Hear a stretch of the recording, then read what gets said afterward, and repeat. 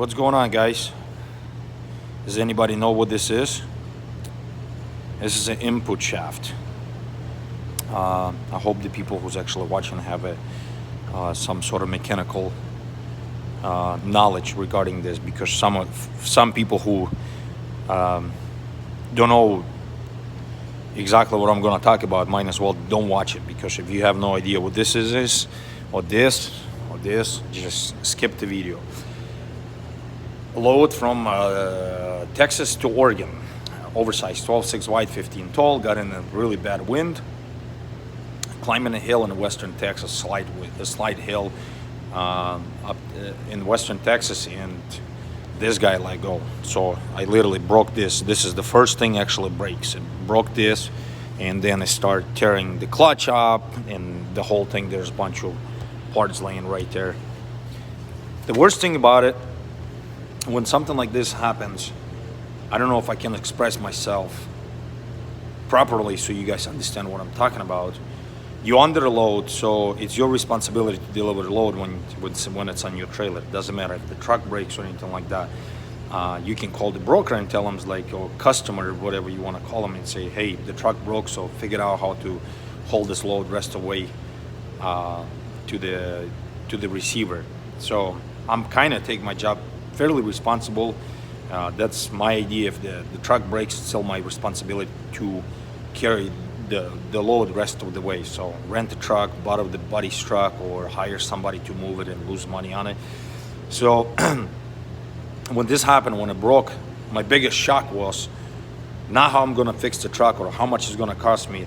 My first idea was like, how can I deliver this load on time? Because we literally had a crane appointment there, sort of crane appointment. But everything worked out. Buddy of mine brought me a truck.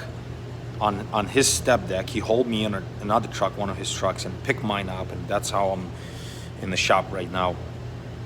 I got the transmissions out already. It's a 18 speed, and with the CAT, you guys know what kind of engine is. So the people I'm dealing with the transmission is I buy all the U-joints, driveline, clutches only. There's like the reason it broke because you have too much power.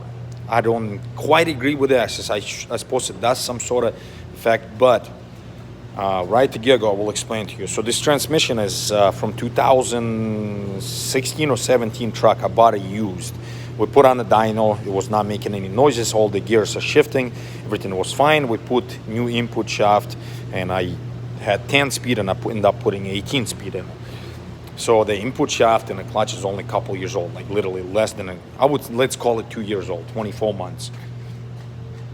But the transmission, the 15 and 16 gear would jump out once in a while. And I think that's what I mean by jumping out. So you're shifting your gears, and then you get to 15 gear and you put it in 15 gear, and then you step on your gas pedal and you put under the load. Next thing you know, just bang. Goes back to the neutral. Well, what happened? You're putting so much tension on this guy, on an input shaft, which is supposed to be sticking out right here, and then you have a lot of torque. So I'm sure it has a little twist in it, and then next thing you know, there's nothing. So the RPMs of the truck jump up and everything else. So I think it had a crack, and then it finally let go. So the transmission, I'm not a gear guy. Like I done, I think, one time, and although I took the 10-speed transmission apart, I took it apart, and then I'm like, F this. I just brought it back to the guys, and they put it back together. People do this every single day. So this transmission, I'm not even gonna do nothing with it. I'm just gonna bring in this transmission, give it to them, and they will give me a rebuilt exact number to number. It'll be exactly the same. I'm gonna put exactly the same clutch. I will resurface the flywheel, which is underneath it. I still got to take it off, clean it. Bell housing off on the engine side. This bell housing is bad, so I'm going to get a different bell housing. Well, the reman transmission will come with it. All new shafts, new fork. I believe I got to get a new hose too, because the hose is ripped up. That's a grease hose. Like I said, a new clutch, because this clutch junk. A bunch of new clamps, and one new U-joint, because I lost the cap off of it. The cap come off, and I lost a couple needles inside of there. So I'm gonna replace one U-joint. See the needles falling out right there.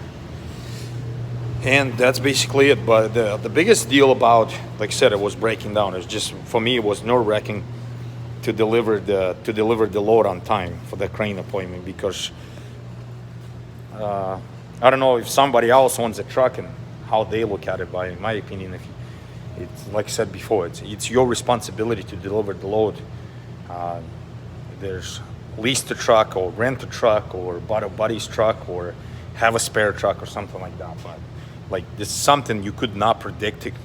I wasn't planning for this to break, but it is what it is. My biggest concern then, when I found the truck, to get the truck back home, and got the truck back home, because the repair like this on the road, it would probably cost way over $10,000, I would say. But since it's home, I probably shaving half of that price. So my plan is spend like between $5,000 to $6,000. That's what it realistically costs with a reman transmission, new clutch, and new motor mounts. Motor mounts is cheap, but since I have a transmission out, it's a lot easier to get to it. So might as well just gonna do the motor mounts, which they look perfectly fine. But I don't know when next time I will have a transmission out. Hopefully never.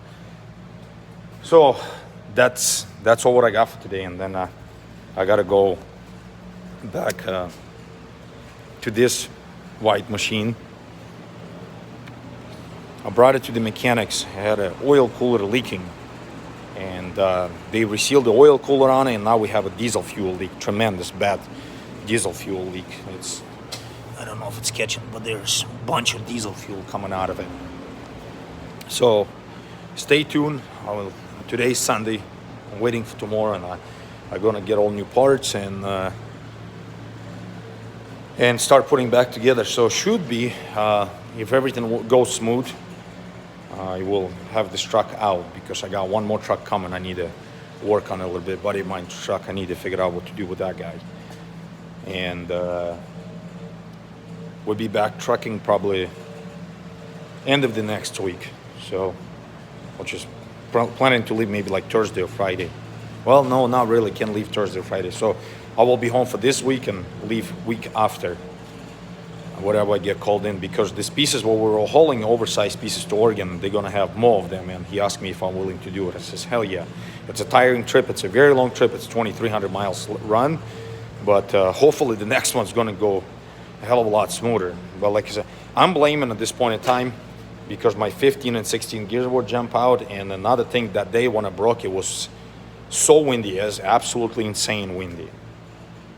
So, all right, you guys all stay tuned, and I will keep you guys updated as whatever who's watching, and from my own memories. That's why I'm recording videos. So God bless America, and have a blessed day.